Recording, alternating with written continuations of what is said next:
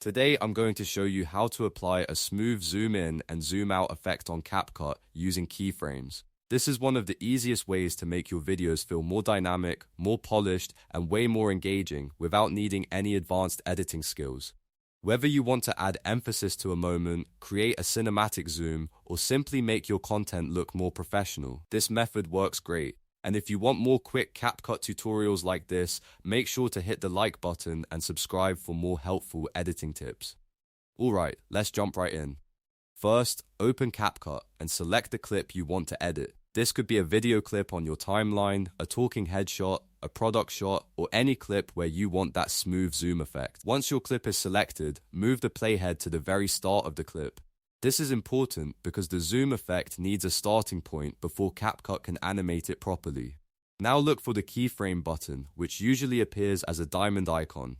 Tap or click that keyframe icon to add your first keyframe at the beginning of the clip. This tells CapCut this is how the clip should look right now. At this point, don't change anything yet. Just set that first keyframe so the app knows your original starting position and scale. Next, move the playhead all the way to the end of the clip or to the point where you want the zoom effect to finish. This is where the motion will end, so it's important to place your playhead accurately based on how long you want the zoom to last. If you want a slow cinematic effect, use more of the clip. If you want a quicker punch in or punch out, use a shorter section. Once the playhead is at the end, slightly change the scale setting if you want to zoom in or zoom out. For a zoom in effect, increase the scale a little bit. For a zoom out effect, reduce the scale slightly. You can also adjust the position if you want the zoom to focus on a specific area of the screen, like a face, object, or text. The key here is to make small changes because even a slight adjustment is enough for CapCut to create a smooth animated motion between the two keyframes. As soon as you change the scale or position, CapCut will automatically create the zoom transition for you. That means it will animate from your first keyframe to your second keyframe without you needing to manually build the effect frame by frame. This is what makes keyframes such a powerful tool in CapCut. They let you create smooth, professional-looking motion in just a few simple steps. If you want the zoom effect to feel more natural, try not to overdo it. A subtle zoom usually looks better than an extreme one, especially for everyday editing, vlogs, tutorials, and social media content.